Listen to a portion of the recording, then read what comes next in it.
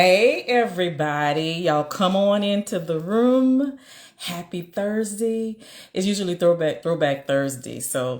Um so that's a great thing because throwback Thursday we have should have so much to talk about even though it's the beginning of the year. It's more like being excited about the new year. It's more about just being ready to get started. I had a short it was how was this year so far? I did not. I'll be honest with you. It was tough to get started and kicked off like right away. It kind of like I had to like warm up into the year and get into good gear. But I'm so happy that you all are here. Say, come on in and happy new year to you all. I hadn't came in since last year, so happy new year to you.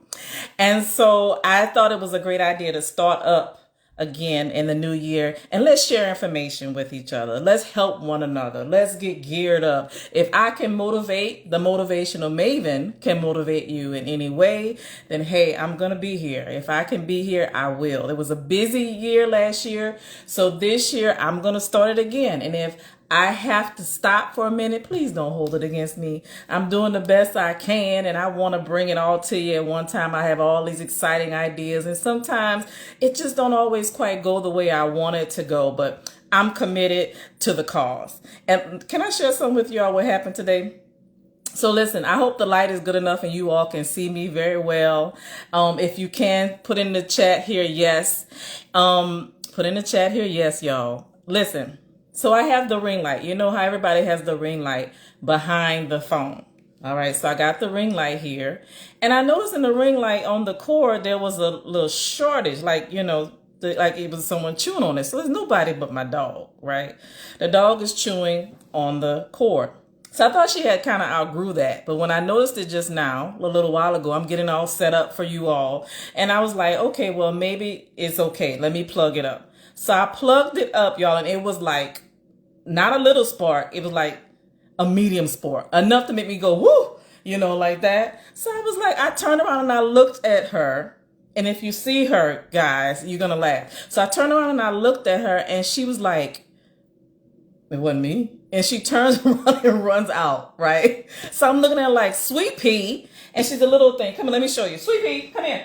Come here. Let me show you. She's small, but she's mighty. Look at her.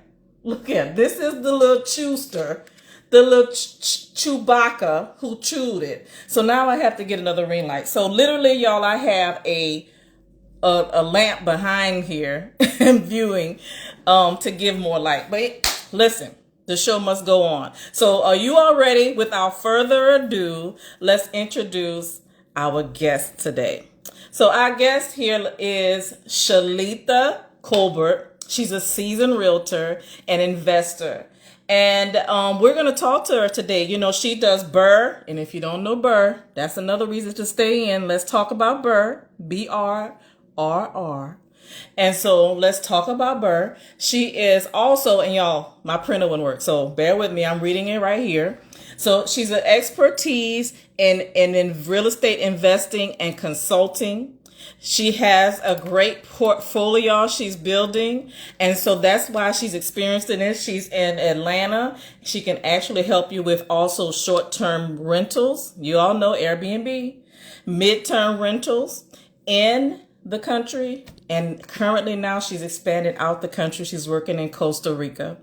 And so without further ado, if I can get this right, let's bring in Shaletha Colbert, guys. All right, Shaletha, I'm coming. All right, y'all. Hold on. Let me bring it on in.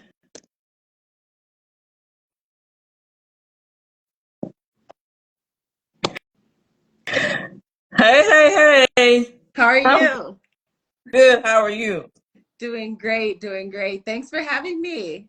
Oh, it's a pleasure to have you to come in today and start off the new year. Let's go in. Let's come in with a bang. Let's go Yes, out with a bang. So I was happy to reach out to you, and you reminded me that we met at a conference yes. Real in estate investment. Atlanta, right, last Yep. year. Terica Lynn Smith. And what was the name of that conference again, Shaletha? Um, You remember? oh my goodness. I just remember I had this game show theme. I remember the red, black, and white. The something day, the 3 day The challenge or something day challenge. property challenge. Property challenge. Yes, Okay, that's what awesome. it was. That's what it Yes, and then that's another reason why y'all it's so important for us to still continue our education no matter what. And even if you not continuing it at that very moment, you just around that camaraderie and people. And I met a was. lot of people, so you reminded me that we did miss. So I'm so glad to be able to do that and get the both of worlds because I was expanding education and getting to network too. Yeah. So it's awesome. I want you to start off, Shaletha, by telling myself and the audience a little bit about yourself. Sure, sure. So first, I'm an investor myself. I have properties here in Atlanta and in Costa Rica that my husband and I self-manage. That's actually what inspired me to get my real estate license was that we were wanting to get into investing ourselves. And, I realized how commissions work, but on top of that, wanting to have access to the MLS so that we could be able to find our own properties and negotiate those deals ourselves and then also even be able to use that commission as a point of negotiation and Mhm. just keep more money in the family. So that's how we got started, and in the process just kind of sharing our experience, realized that there were a lot of others who were inspired and interested in potentially doing the same. And so I realized the importance of sharing that journey with other people and some of the advantages that we had and the lessons that we learned. And so we've just kind of kept on this journey. It's helped us to be position where when I left corporate, it was a little bit further in advance than I had planned to leave. They kind of expedited that. I was let go unexpectedly. I was able to not return. So it's been Mhm. just over 2 years now that I've been a full-time real estate agent and investor. And we've been able to sustain our lifestyle because of the real estate investments that we've made in the past few years. That's awesome. So what I hear, I coach also. So I hear the script, the fear of transitioning from the corporate world into the, going on your own, opening your own business, doing the thing on how did that transition work out for you? And when did the rubber meet the road and you knew it was time? Great question. And I'm one of those that I move in transparency. So I was thinking about leaving corporate, kind of planning it, because I was in sales. I was in corporate sales, and once you go on quota, you don't go back. It's just you're just that Hmm. hamster in a wheel. You get off and take a sip at month end, you get back in that wheel and start running again. And it doesn't matter how good your last month was, and it was just very, very high pressure all the time. So I was already starting to feel that and kind of seeing resistance when I was looking into trying to transition to a service role or something that was a little bit more slowed down because I had to travel so much and I was a new Hmm. mom. And so I decided to, start saving up and like, okay, I'm going to start trying to build my network and actually represent other people and take real estate a little more seriously. And then I was also balancing that with trying to still, I was making six figures in corporate. It was guaranteed. It was a, comfort zone. And so still trying to balance this That's the nine thing. to It, five. it was it was the comfort zone. How did you know it was time to get Oh out of my it? That's the thing that gosh. people, yeah, they feel this One day. like, oh, but I have, I get the insurance, I got the guaranteed for per year, Yes. but it's still that even though you do, people still feel that inkling of like, there's something more. I know that I should be doing something else because I think that everything has its plus and minuses, but you knew, and there was a point that you had to know, either you made the decision or you were pushed out. For me, I was kind of pushed out. What was it for you? So it was twofold. So one part was I was doing what I loved. I was actually showing a house for my mom who was out of state and looking to move here. And somehow I got the time mixed up with the sales call that I was supposed to be on for work. And I did not have my laptop with me. I was not prepared to jump on this call. And I was spazzing. I was like telling my husband, like, let's try to hurry up and get to the house. We'll just be a little late. Then I was like, wait, no, let's go back to the property I just showed. Maybe I can hotspot my phone from there or something. And so I was like spazzing, like, oh my gosh, let me contact my coworker. Somebody needs to cover this call for me. And he just grabbed me and like wrapped his arms around me. And he's like, you missed the call. You missed the call. Because he's like, it's going to be okay. I had never done anything like that before. In corporate, you always have to be, twice as smart, twice On as point, sharp. You have to right? be consistent. You can't Mm-hmm. drop the ball. And that was so scary for me. And, the universe, you get to the point where it makes you choose. And in that moment, Mm-hmm. I want to show houses. I want to help, other people find their home. So I was already like feeling really anxious about that because I thought I was going to have a stroke in that moment. Yeah. And then the next was I came back from maternity leave early from having my first child. And he's my only, but I was just like, being a first time mom, this being a very, sensitive time in my life. And this was a company that had a very generous maternity leave policy. But I was concerned about quota. I was concerned about meeting my goals for the year. I was feeling pressure. I'd heard somebody else had been laid off. I came back early. I gave up that time that I had to spend with my son in those moments, and they let me go less than a month later. I should have still been on maternity leave. And that moment just showed me that there's no loyalty, but it only goes Yeah. one way. And I said, I would never put myself in a position again where another company who cared so little about me would be able to have so much control over the outcome of my life. Because it was rough. It was scary. But then it was like, Mhm. I wasn't going to walk away on my own. Yeah. This was the sign.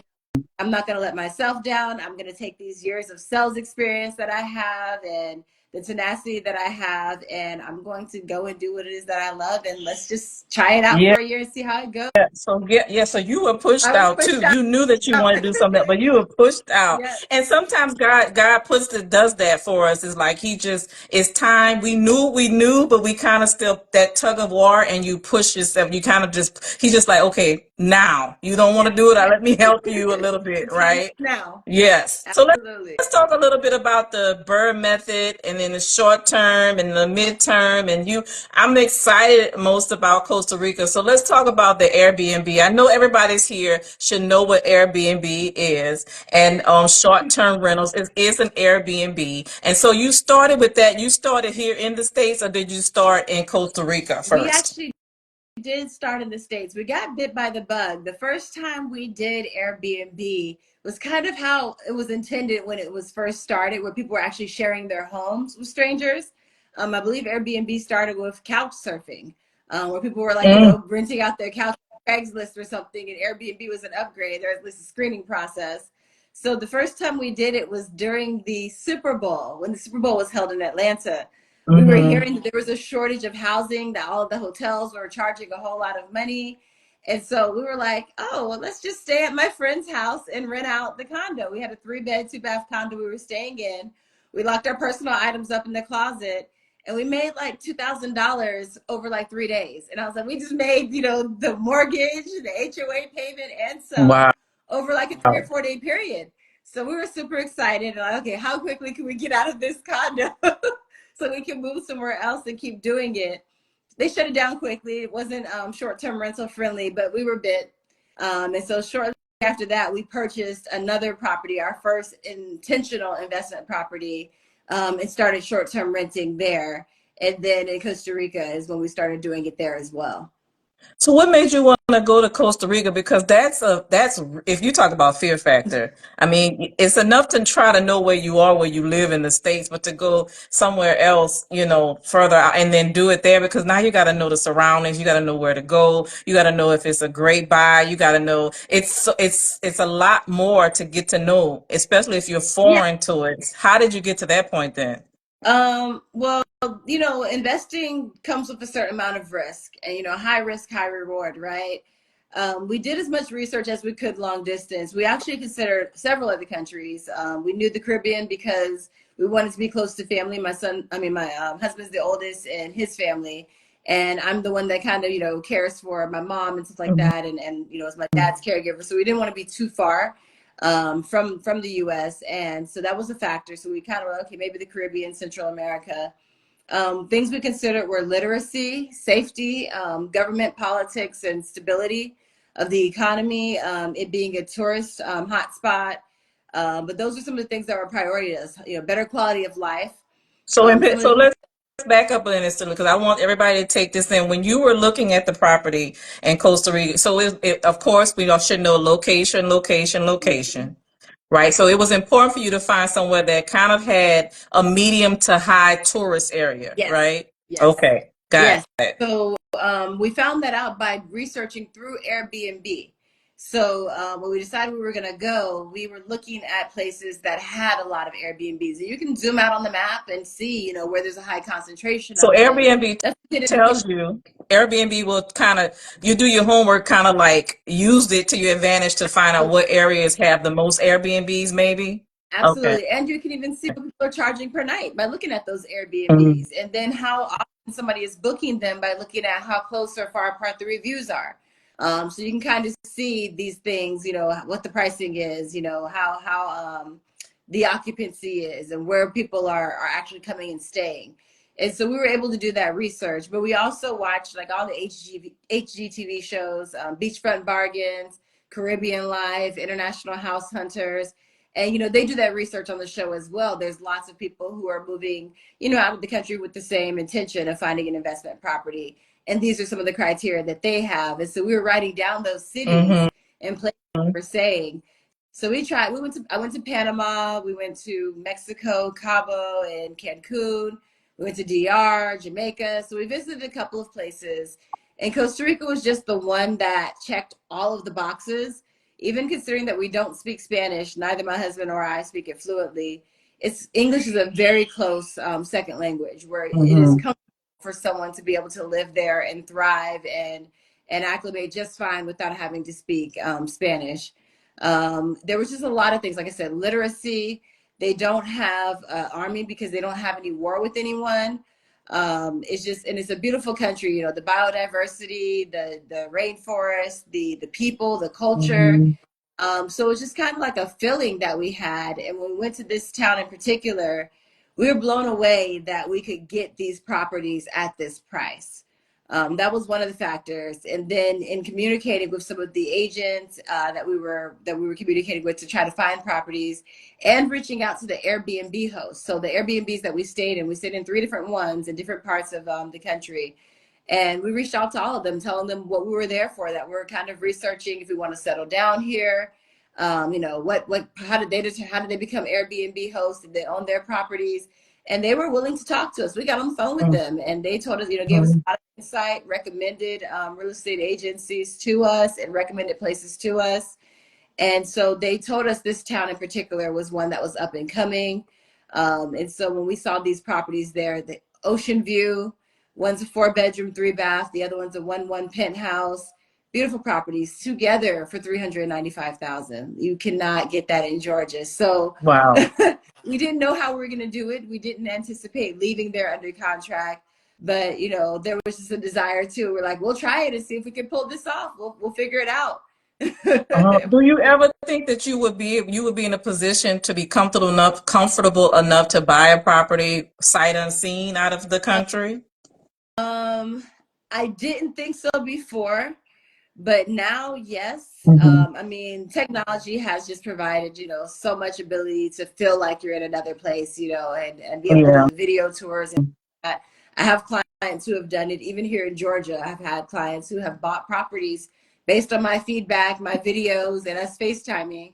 And it does take a certain amount of trust, but there's also a certain amount of detachment in investing as well. This is Hmm. not our residence. This is somewhere we would, potentially stay temporarily for vacation. But when we move there in a few months, we don't plan to stay there. We're, Right. we're going to look for somewhere else for our primary residence. So that's also a factor as well. Yeah, so that's the advantage. You get to have the property help pay for itself, and then you use it for a vacation. You block out that time and go back, right? So Exactly. I love that. That's my goal. So, but what out of the three of them, like you have short term, midterm, rentals, and then you have the regular The long long term. term rental, right? And so, what are the one you feel like you like the Oh most? my gosh.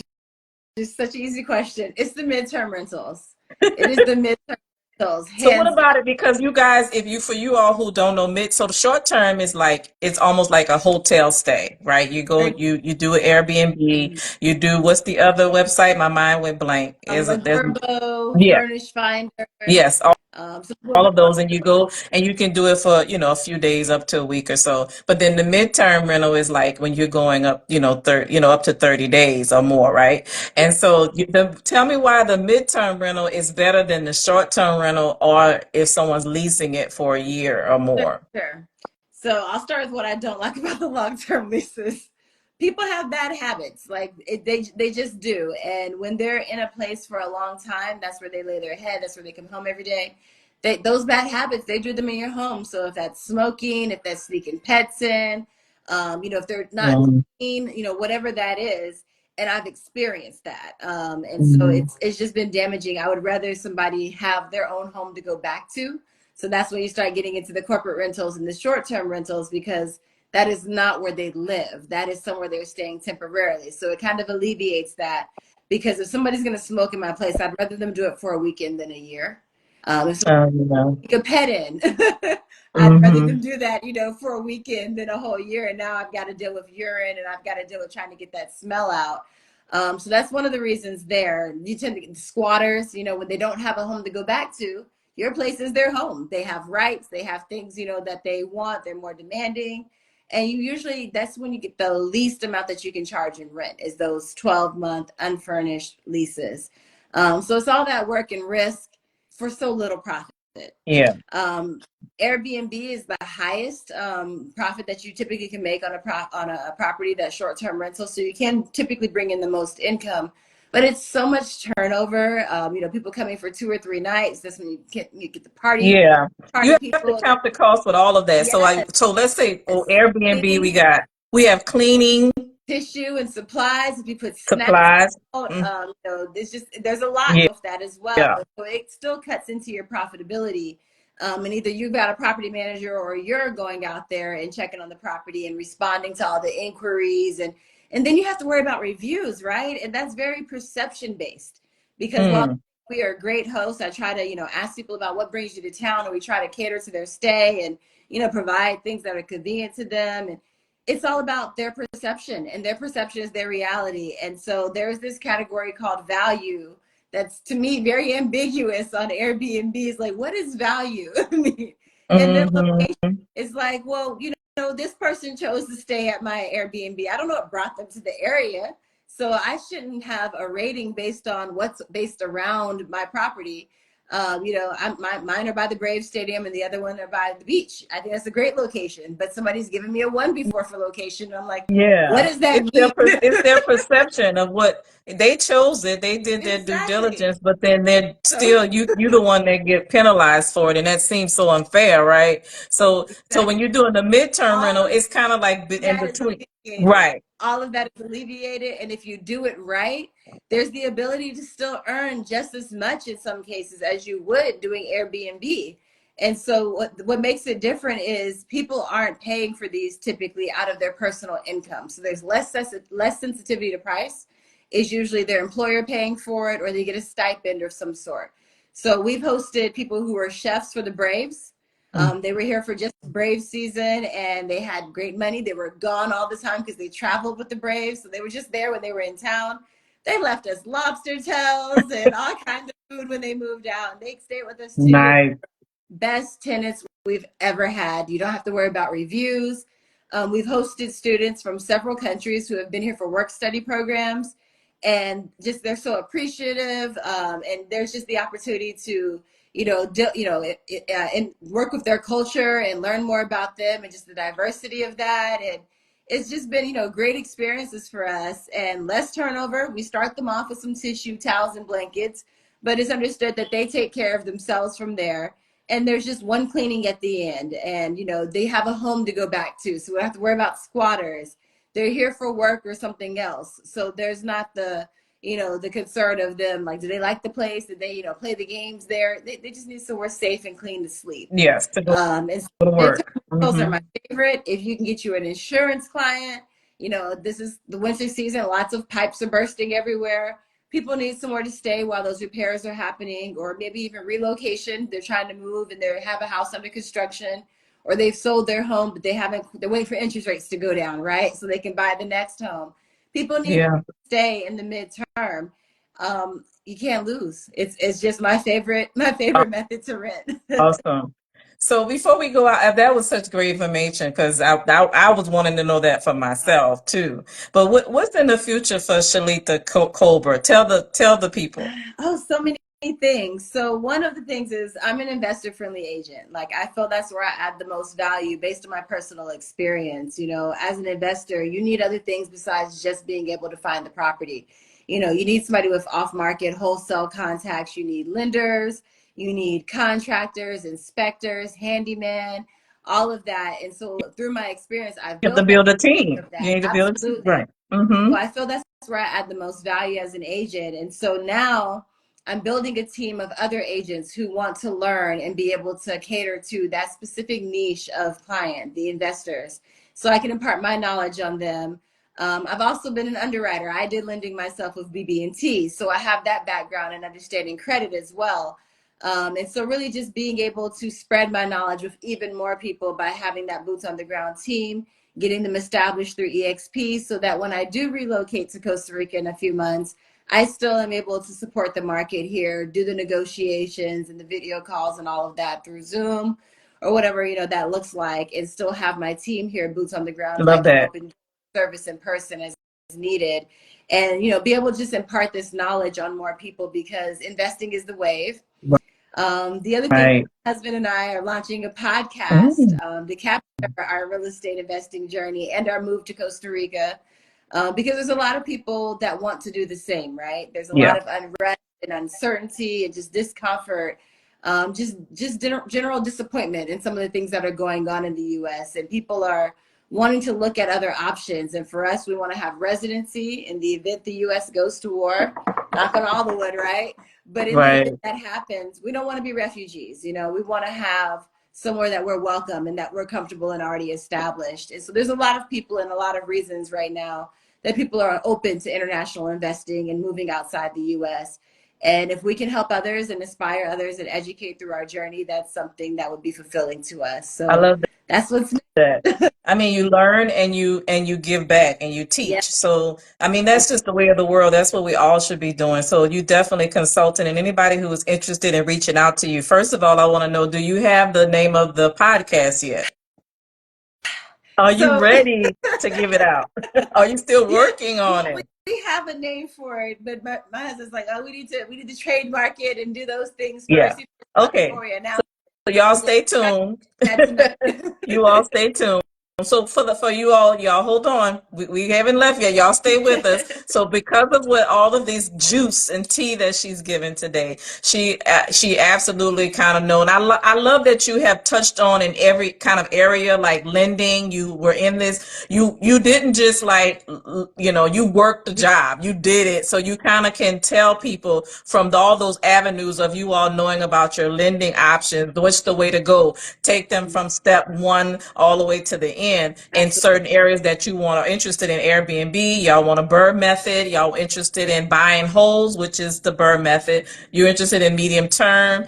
All these things out of the country, Costa Rica. Shaletha is one that you will want to reach out to. So tell them how they can reach Sure, you. sure.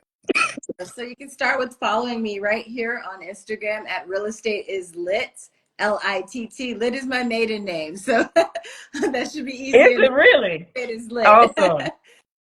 And then I also have a Facebook page. I have some ebooks that I'm working on about midterm renting, about how to find, acquire, and manage international rental properties and short-term rentals. So I've got some things coming soon, but I'm very active on my Instagram. And right now, for a limited time, I do share my phone number. And if you call or text, I do talk to you. So I don't gatekeep. I know one of my themes is no investor left behind. And Like I that. really do mean that. So follow me and reach out, ask your burning questions. I have time right now. Awesome, Shaletha, that's great. I'm so glad to be able to talk to you more today about real estate. That's my world. So, I mean, we Yes, speak the same language. Definitely interested in reaching out and branching out into another country. So, guys, listen, you all reach out to Shaletha, follow her. And for more information, definitely, we all are going to work together. This is not a competition, absolutely. right? This is we all help each other. Even if we do the same things, there's enough to go around for everyone. So, Gotta hey, mindset. if you're interested in that, and today, not that if you're interested in just this, but if you're motivated, if this helped you to push you to do something new, then do it. If this helped you to branch off more into real estate, then do it. Now is your time. All Yes. right. Stop waiting and do it now. Thank you, Shalita. Thanks for having me. Have a great evening. Okay, you too. Bye, everybody.